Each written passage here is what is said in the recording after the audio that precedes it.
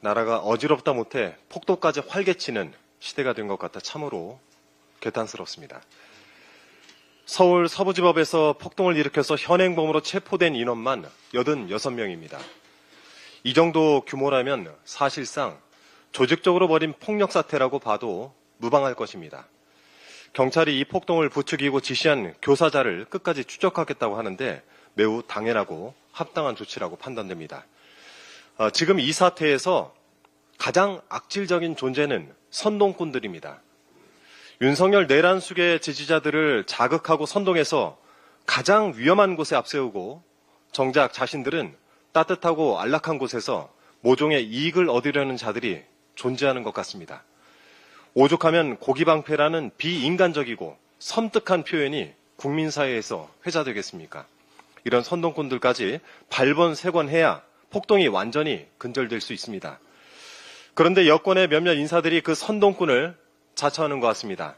먼저 국민의힘 권성동 원내대표는 어제 비상대책위원회에서 서울 서부지법 폭동을 두고 되려 경찰 탓을 했습니다.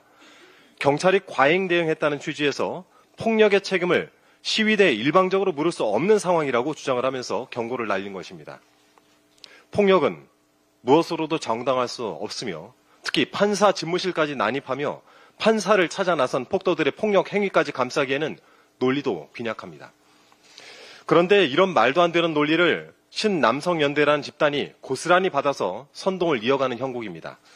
이 단체는 유튜브 커뮤니티에 공지글을 올려서 경찰의 대응이 도를 넘은 폭력성과 비윤리적 행위로 시위자들의 감정을 극도로 자극했다라고 주장을 했습니다.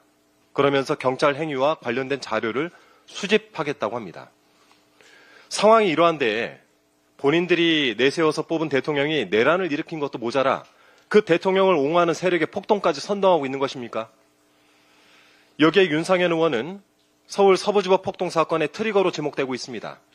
지난 18일 서부지법 앞 윤석열 지지자들을 향해서 법원 담을 넘은 청년 17명이 유치장에 있는데 곧 훈방될 것이다 라는 취지로 발언을 했습니다. 불법적인 행위를 저질러도 처벌을 받지 않을 것이란 인식을 심어준 것도 모자라서 애국시민 여러분께 감사하다라면서 그릇된 영웅심리를 고취시키기도 했습니다. 이를 크게 벌여놓고 자신은 트럼프 대통령 취임식 참석자 미국으로 떠난 것으로 알려졌습니다. 가는 비행기 안에서 잠은 잘 오고 밥은 잘 넘어갔습니까? 이에 더해서 국민의힘 김재원 전 최고위원은 이들이 윤석열의 성전에 참전하는 아스팔트 십자군이라고 추켜 세웠습니다. 황교안 전 미래통합당 대표는 이들에 대해서 무료 변론에 나서겠다고까지 말했습니다.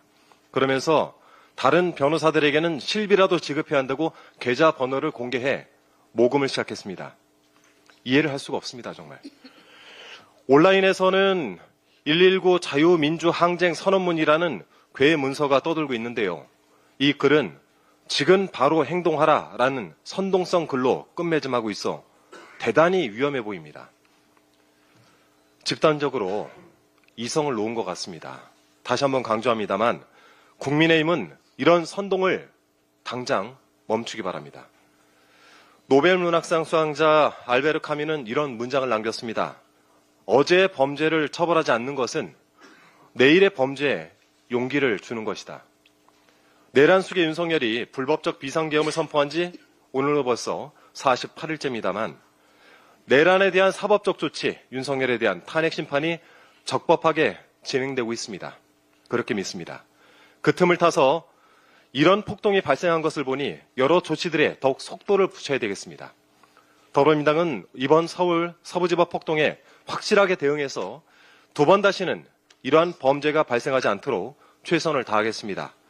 그리고 민주당 국민소통국에서 폭동 사건과 관련한 제보를 받고 있습니다. 당시 현장 상황이 잘 담겨있는 현장 영상을 보유하거나 보신 분이 계시다면 메일 주소 더민주.gs.gmail.com으로 제보해 주실 것을 부탁드립니다. 이상입니다. 다음으로 김병주 최고위원의 발언이 있겠습니다. 네, 미국 도널드